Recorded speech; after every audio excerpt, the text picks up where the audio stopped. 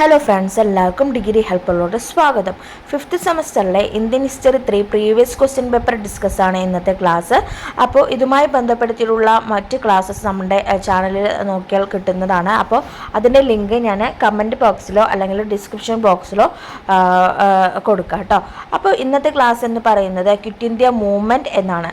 Quit India മൂവ്മെൻറ്റിനെ കുറിച്ച് നമുക്ക് essay ടൈപ്പിനും short essay ടൈപ്പിനും questions വരുന്നതായിട്ട് നമുക്ക് കണ്ടിട്ടുണ്ട് കേട്ടോ.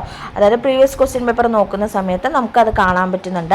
അപ്പോൾ ഈ ക്വിറ്റ് ഇന്ത്യ സമരം അല്ലെങ്കിൽ സിവിൽ ഡിസൊബീഡിയൻസ് മൂവ്മെന്റ്സ് എന്ന് പറയുന്നത് എന്താണ് അതിനുള്ള കാരണം? ക്വിറ്റ് ഇന്ത്യ സമരം അല്ലെങ്കിൽ ക്വിറ്റ് ഇന്ത്യ മൂവ്മെന്റ് എന്നൊക്കെ അറിയപ്പെടുന്നത് ഒരു ബഹുജന പ്രക്ഷോഭം അല്ലെങ്കിൽ ഒരു നിയമലംഘന സമരമാണ് ക്വിറ്റ് ഇന്ത്യ പ്രസ്ഥാനം എന്നറിയപ്പെടുന്നത്. മഹാത്മാഗാന്ധിയുടെ നേതൃത്വത്തിൽ രൂപീകരിച്ച ഒരു ശക്തമായി ആളിക്കത്തിയ ഒരു പ്രസ്ഥാനം കൂടിയാണ് ക്വിറ്റ് ഇന്ത്യ സമരം എന്ന് പറയുന്നത്. 1942 ഓഗസ്റ്റിൽ ആരംഭിച്ച നിയമലംഘന പ്രസ്ഥാനമാണ് അല്ലെങ്കിൽ നിയമലംഘന സമരമാണ് ക്വിറ്റ് ഇന്ത്യ സമരം എന്ന് പറയുന്നത് അല്ലേ. ക്വിറ്റ് ഇന്ത്യ സമരം എന്ന് കേൾക്കുമ്പോൾ തന്നെ നമുക്ക് മനസ്സിൽ വരുന്നത് പ്രവർത്തിക്കുക അല്ലെങ്കിൽ മരിക്കുക, ഡു ഓർ ഡൈ എന്ന ഗാന്ധിജിയുടെ മുദ്രാവാക്യമാണ് അല്ലേ. ഇന്ത്യ വിട്ട് ഉടനടി ആരെ കൊണ്ട് പോകണം?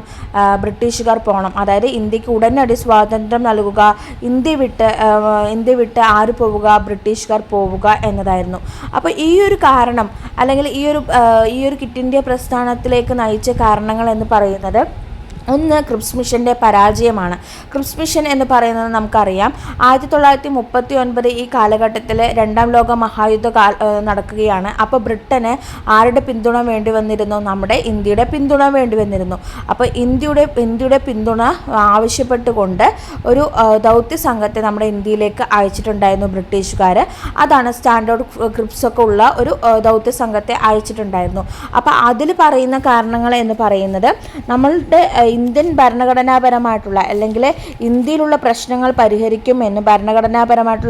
പരിഹരിക്കുമെന്നും ഡൊമാനിയൻ പദവി നൽകാൻ തീരുമാനിക്കുന്നുണ്ട് എന്നൊക്കെ ക്രിപ്സ് മിഷനിൽ പറയുന്നുണ്ടെങ്കിലും പക്ഷെ അതൊക്കെ ഒരു പരാജയമായിരുന്നു. അപ്പോൾ ഈ ഒരു പരാജയ കാരണവും അതുപോലെ തന്നെ ജപ്പാൻ എന്ത് ചെയ്യാൻ പോവുകയാണ്? ജപ്പാൻ ഇന്ത്യയെ ആക്രമിക്കാൻ പോവുകയാണ് അല്ലെങ്കിൽ ഇന്ത്യയുമായി ജപ്പാൻ യുദ്ധത്തിലേക്ക് വരാൻ പോവുകയാണ് എന്ന് ഗാന്ധിജി വിശ്വസിച്ചിട്ടുണ്ടായിരുന്നു. അപ്പോൾ അത് ഒഴിവാക്കാൻ കൂടി വേണ്ടിയാണ് ക്വിറ്റ് ഇന്ത്യ സമരം രൂപീകരിച്ചത്.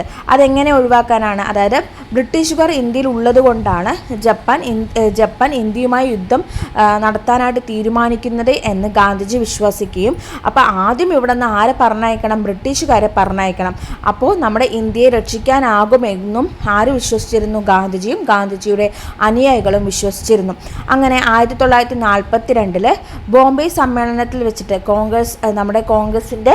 കോൺഗ്രസ് കമ്മിറ്റിയുടെ നേതൃത്വത്തിൽ ഒരു ബോംബെയിൽ വെച്ചിട്ട് ഗോവാലിയ ടാങ്ക് മൈതാനത്തിൽ വെച്ച് ആര് പ്രഖ്യാപിക്കുകയാണ്? ക്വിറ്റ് ഇന്ത്യ പ്രസ്ഥാനത്തിന് വേണ്ടി ഗാന്ധിജി പ്രഖ്യാപിക്കുകയാണ്.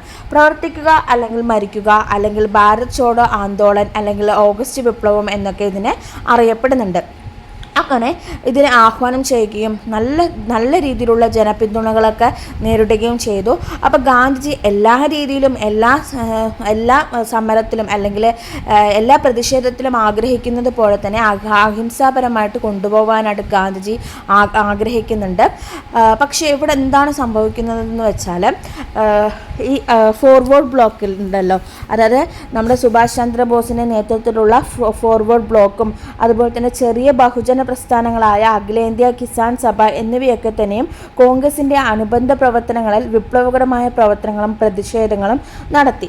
അപ്പോൾ ഇതിൽ സമാധാനപരമായിട്ട് പോവാൻ ആയിരുന്നു നമ്മുടെ ഗാന്ധിജി തീരുമാനിച്ചുവെങ്കിലും പക്ഷെ അത് വേറെ രീതിക്കാണ് പോയത്. കാരണം എന്താണെന്ന് വെച്ചാൽ ഗാന്ധിജിയും ഗാന്ധിജിയുടെ അനുയായികളെയും ബ്രിട്ടീഷുകാർ അറസ്റ്റ് ചെയ്യപ്പെടുന്നു.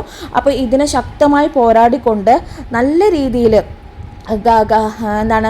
ഗാന്ധിജിയുടെ അനുയായികൾ പ്രതിഷേധിക്കാൻ തുടങ്ങി. അതുപോലെ തന്നെ തീയിട്ട് നശിപ്പിക്കാനും അങ്ങനെയുള്ള കാര്യങ്ങളൊക്കെ തുടങ്ങി. രണ്ടാം ലോക യുദ്ധത്തിൻ്റെ കാലഘട്ടത്തിൽ അവശ്യ വസ്തുക്കളുടെ അഭാവം സമ്പദ് വ്യവസ്ഥയെ പൂർണ്ണ തകർച്ചയിലാക്കുകയും ചെയ്തിരുന്നു. ബ്രിട്ടീഷ് വിരുദ്ധ വികാരത്തിൻ്റെ വ്യാപനം ഇന്ത്യക്കാർ ബ്രിട്ടീഷ് വിരുദ്ധ വികാരം വികസിപ്പിക്കുകയും ചെയ്തിട്ടുണ്ടായിരുന്നു എന്ന് നമുക്ക് കാണാനായിട്ട് പറ്റുന്നുണ്ട്. അതുപോലെ തന്നെ ഈ ക്വിറ്റ് ഇന്ത്യ സമരം കാലഘട്ടങ്ങൾ എന്ന് പറയുന്നത് അല്ലെങ്കിൽ സമരഘട്ടങ്ങൾ എന്ന് പറയുന്നത് 3 രീതിയിലാണ് നടന്നത്. അതായത് ഒന്ന് മെട്രോപൊളിറ്റൻ കലാപം, അതിൽ പണിമുടക്ക്, അതുപോലെ തന്നെ ബഹിഷ്കരണങ്ങളൊക്കെ ഉണ്ടായിരുന്നു. അതായത് തൊഴിലാളികൾ ജോലി ചെയ്യാതെയൊക്കെ ചെയ്തിട്ടുണ്ടായിരുന്നു. അതുപോലെ തന്നെ രണ്ടാമത്തെ ഘട്ടം എന്ന് പറയുന്നത് ഗ്രാമപ്രദേശങ്ങളിലെ ഭൂവുടമകളുടെ കലാപമായിരുന്നു.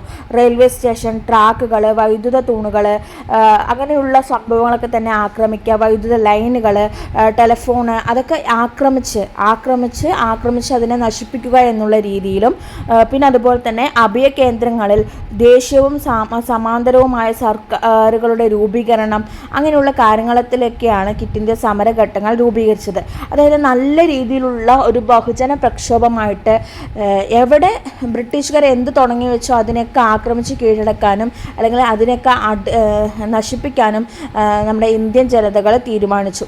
ഇത് വലിയ രീതിയിൽ പ്രക്ഷോഭത്തിന് വഴിതെളിയിക്കുകയും അതോടെ ആർക്ക് മനസ്സിലായി ഇതൊരു പരാജയമാണ് എന്ന് ബ്രിട്ടീഷുകാർക്ക് മനസ്സിലാവുകയും ചെയ്ത ഇത്രയും കാര്യങ്ങളാണ് നമ്മൾ ക്വിറ്റ് ഇന്ത്യ സമരത്തെക്കുറിച്ച് ഡിസ്കസ് ചെയ്തത്. അപ്പോൾ ക്വിറ്റ് ഇന്ത്യ സമരത്തിൽ നമുക്ക് മനസ്സിലാക്കാൻ പറ്റുന്നുണ്ട് ഇന്ത്യയുടെ വികാരം, ഇന്ത്യയുടെ ദേശീയ വികാരം ജന മനസ്സുകളിൽ എത്രത്തോളം ഉണ്ടായിരുന്നു എന്നും അതിന് ഗാന്ധിജി ഏത് തരത്തിലാണ് ആഹ്വാനം ചെയ്തതെന്നും നമുക്ക് മനസ്സിലാക്കാൻ പറ്റുന്നുണ്ട്. അപ്പോൾ ഗാന്ധിജി ഉദ്ദേശിച്ചിട്ടുണ്ടായിരുന്ന സമര രീതികളിൽ നിന്നും നല്ല ശക്തമായിട്ടുള്ള രീതികളുള്ള പ്രക്ഷോഭങ്ങളും അടിച്ചമർത്തലുകളും അതുപോലെ തന്നെ ആക്രമണങ്ങളും നമുക്ക് ക്വിറ്റ് ഇന്ത്യ സമരത്തിൽ കാണാൻ പറ്റുന്നുണ്ട്. ആ ക്വിറ്റ് ഇന്ത്യ സമരഘട്ടങ്ങളായിട്ട് തന്നെ അതിനെ തരംതിരിച്ചിട്ടുണ്ട് അല്ലേ. അതായത് മെട്രോപൊളിറ്റൻ കലാപവും അതുപോലെ തന്നെ പണിമുടക്കും ബഹിഷ്കരണങ്ങളൊക്കെ, അതായത് സമ്പദ് വ്യവസ്ഥയെ തന്നെ ആര് ആട്ടിയുലച്ചു? ബ്രിട്ടൻ നമ്മുടെ ഇന്ത്യയുടെ സമ്പദ് വ്യവസ്ഥയെ 2ാം ലോക മഹായുദ്ധ കാലഘട്ടത്തിൽ ആട്ടിയുലയ്ക്കുകയും അത് ഒരുപാട് തകർച്ചയിലേക്ക് വഴിതെളിക്കുകയും ഇനി നമുക്ക് സ്വാതന്ത്ര്യം തന്നെ ആവശ്യമാണ്, അല്ലെങ്കിൽ സ്വാതന്ത്ര്യമില്ലെങ്കിൽ മറ്റു രാജ്യക്കാർ ഇന്ത്യയുമായിട്ട് യുദ്ധത്തിൽ ഏർപ്പെടാൻ കാരണമാണ് എന്ന് മനസ്സിലാക്കുകയും ശക്തമായിട്ട് അതിനുവേണ്ടി ജനപിന്തുണ നേടുകയും ചെയ്ത ഒന്നാണ് ക്വിറ്റ് ഇന്ത്യ സമരമെന്ന് മനസ്സിലായല്ലോ. അപ്പോൾ പിന്നെ നമ്മൾ ചെറിയ ക്ലാസ്സിൽ കുറേ കാര്യങ്ങളൊക്കെ പഠിച്ചിട്ടുണ്ട്. അതായത് ഇന്ത്യ വിട്ടു പോകാൻ വേണ്ടിയിട്ട് ഇന്ത്യ വിട്ടു പോകാൻ വേണ്ടിയിട്ടുള്ള ഒരു ശക്തമായിട്ടുള്ള ഒരു പോരാട്ടമാണ് ക്വിറ്റ് ഇന്ത്യ സമരം എന്ന് പറഞ്ഞു. ക്വിറ്റ് ഇന്ത്യ സമരത്തിൻ്റെ നായിക എന്നറിയപ്പെടുന്നത് അരുണ ആസിഫ് അലിയാണ് എന്നറിയാം.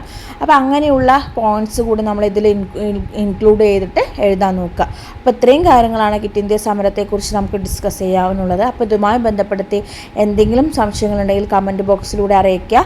അപ്പോൾ നിങ്ങൾക്ക് ഇത് ഉപകാരപ്രദമായിട്ടുണ്ടെങ്കിൽ നിങ്ങളുടെ ഫ്രണ്ട്സിനും കൂടി ഷെയർ ചെയ്യുക, സപ്പോർട്ട് ചെയ്യുക, സബ്സ്ക്രൈബ് ചെയ്യുക കേട്ടോ. Thank you for watching.